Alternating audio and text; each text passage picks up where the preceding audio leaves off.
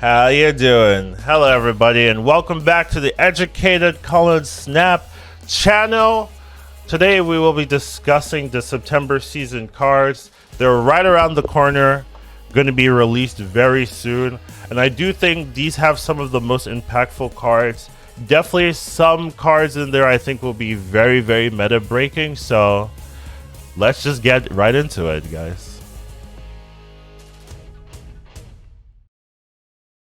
First card we're going to be talking about today is Loki. So Loki is a 3 energy, 5 power card. So it did get a buff. It used to be a 3/4, now it's a 3/5 with the ability to replace your cards in your hand with cards from your opponent's starting deck.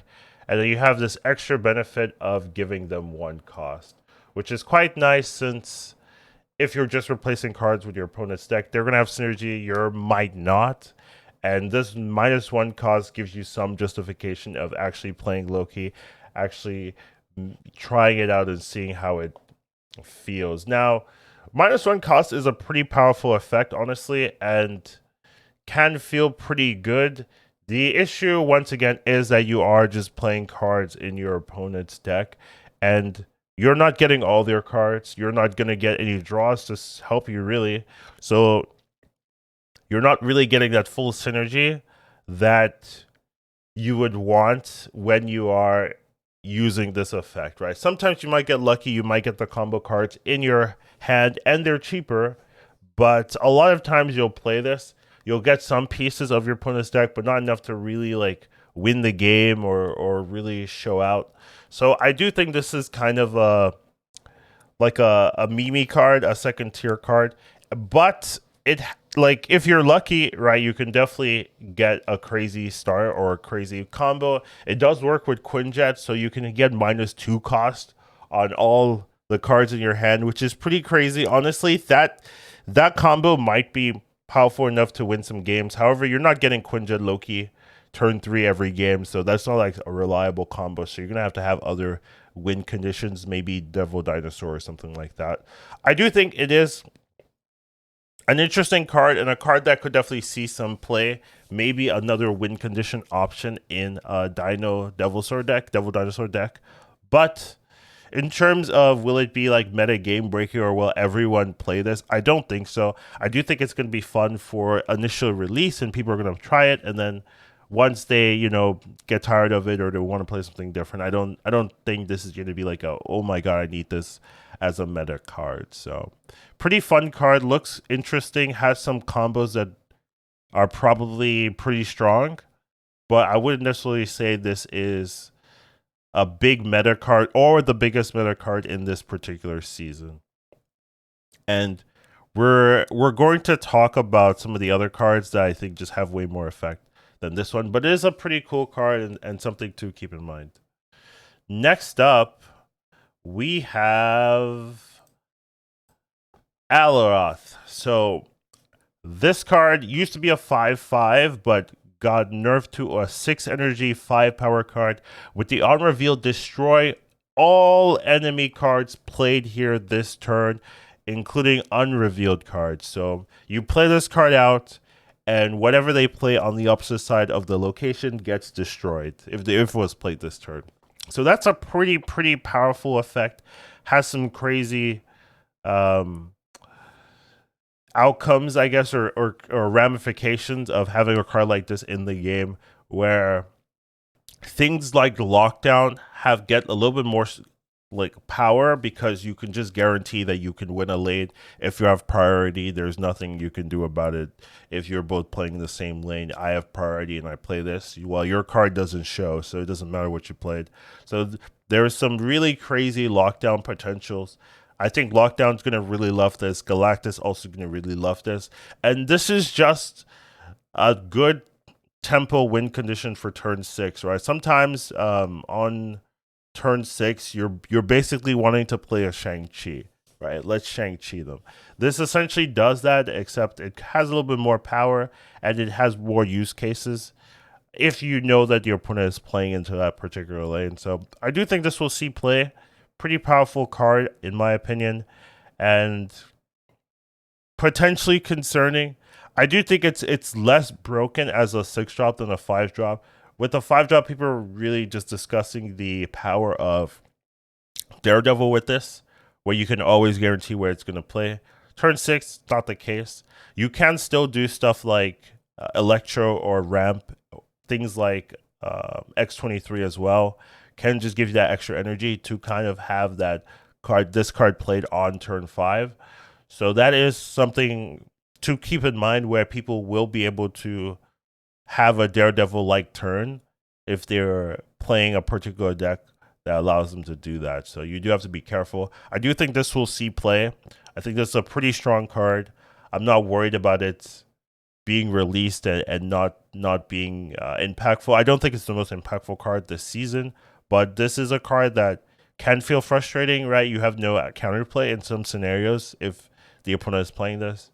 So just an interesting card, something to watch out for. Just be aware of it once it comes out. I don't know if it's going to change the meta completely, but there is potential for this card to do a lot of work in the meta game. So we'll have to see. Next up, we have Ravonna. So this card is a 3 energy, 3 power card. With the ongoing, your cards with 1 or less power cost 1 less. So there's a lot of cost manipulation this season. Loki has it. Ravonna has it. This one has a pretty unique criteria. You need cards with 1 or less power, so 1 or 0 or negative power. Minimum 1, right? So they were a little bit worried because most cards with low power are 1 drops. So if you could make them 0 cost, that's too powerful. So I'm definitely okay with that minimum 1 effect. I think this card is pretty cool. Will allow some new compositions to be made. You can definitely build decks with Ravonna where that couldn't be made before. So a pretty cool archetype builder.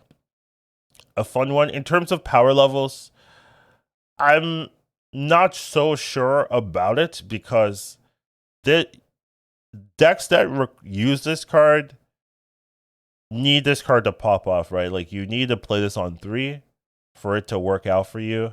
There are definitely some cool things that you can do. Cerebro gets a buff, Mystique gets a buff, Patriot gets a buff, Iron Man gets a buff, Zola gets a buff. There's a lot of like really powerful cards. I assume your Hobgoblins are getting buffed as well. So 2 mana Green Goblin, that seems pretty good as well.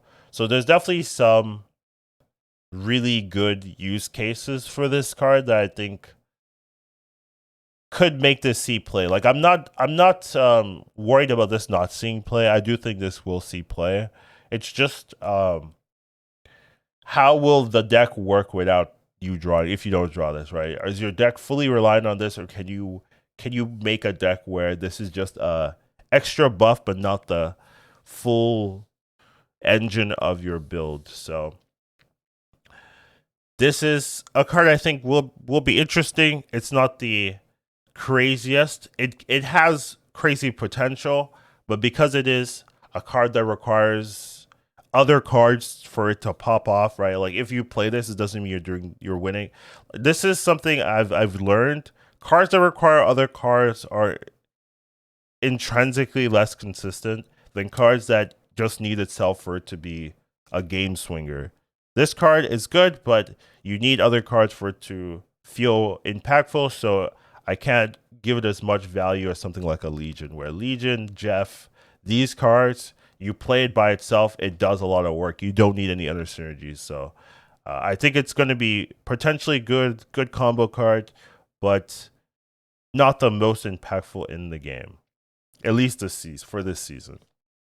And then the last one we have here is by far the most interesting, in my opinion. We have Mobius. Mobius. So this card, he is a 2 energy, 3 power card, decent stats. With the ongoing, your cards cannot be increased, your cost cannot be increased, and then your opponent's costs cannot be reduced. So it stops any manipulation. Now, something I want to keep in mind, I think this is by far the most important card you want to be getting. If you have to pick one card out of the four that you want to add to your collection, it's this card. By far, I don't think it's that close. Keep in mind that this card counters Loki and it also counters Ravonna, right? Like it's built in to counter some of the cards being released. So it also deals with Zabu, it deals with Sarah, it deals with Death, and it also works with Wave. So something they discussed here was that it affects positively with Wave. It regulates how Wave effects applies. So if the opponent plays Wave while Mobius is out, your cards won't be increased, and your cards that cost 4 won't be reduced either. So it just works super well with Wave. If you play Mobius into Wave turn 3, all of their cards um, that cost less than 4 cost 4, and all their cards that cost higher than 4 don't get reduced. So you just get a perfect. You get to play a 6-drop while they can't even play anything impactful. So just a crazy synergy with Wave, and I think that type of frustration might just allow for some deck builds. You can play Death Wave again if you're playing this. So there's just some really crazy things going on here that I think needs to be kept in mind when you're deciding for cards to pick around this season. I would say by far Mobius is your best bet, has the best advantage in terms of things it can do. There's so many good cards, so many locations you negate, so many deck styles from your opponent. Zabu's super popular right now. You negate all of that. People are going to be trying. People are going to be playing Death Wave with this, and if you don't have this to counter it, you're going to be in trouble. And it just feels like a necessary card for the meta game, at least for the initial part of it going forward. Right, a lot of people will be trying this card out, and you'll be seeing a much larger percentage of people playing with this card than I guess in the regular metagame, most likely. So if you don't have this card to kind of combat that, you're going to be in trouble. So I just think that this is the card you want to focus on. This is like maybe the S tier in the spotlight. I don't know what the rest of the cards next to it, but I could potentially see this is a card that almost everyone wants to be getting in some way or fashion. So this is the one I would definitely focus on this season. If you had to pick one, you only have 4 spotlights or something like that, only 6,000 tokens. This is the card. I just think there's so much synergy, so much power. It negates Loki anyways. It negates Ravonna anyways. So if you wanted to get that and you know other people are going to be getting this card, well then your Loki decks are not going to work as well. Your Ravonna decks are not going to work as well. So may as well get something to help you here. So even if you are playing a Loki deck and things like that, this can negate them playing their own Mobius, right? So if you go Quinjet, Mobius, Loki, it'll still work for you at least. Where if your opponent has the Mobius and you don't, then you don't have it. So at least you need to have this to fight back if you wanted to play a Loki deck or something like that. So this is just something I think is really important. So this is the card I would focus on by far. I think it's going to be very strong, very impactful, and something to keep in mind. So, out of the 4, that's I'm just letting you know this is the one I would focus on. But overall, those are the 4 cards being added to September. I do think they're pretty interesting overall. Obviously, you can tell which one I'm going to go for, but probably the one I'm most excited for is Ravonna. I think she can make very different decks in the game right now, and there's definitely some combos that are yet to be explored. I do like something like Patron Mystique turn 4, something like Cerebral Mystique turn 4. I think those are pretty good combos. Things like Iron Man into Zola 4 and 5. I think there's a lot of really cool plays you can do with this card. So probably the one I'm most excited for. I don't think it's going to be like the most impactful meta card, but it is a card I think is pretty cool. Adds a unique deck decision to be made, so something I'm very interested in. But those are my thoughts for September season as it's getting closer. definitely wanted to revisit these cards. We don't have the full spotlights for September yet.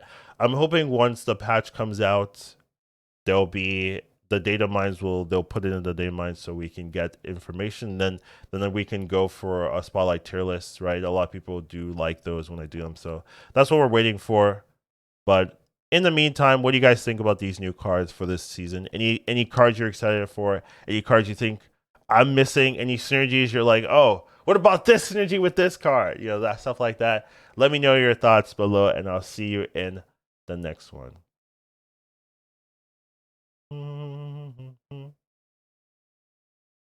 Educated calling snap. Once you watch him, you won't go back. He'll teach you tomorrow, snap. Your skills will be improving. How you do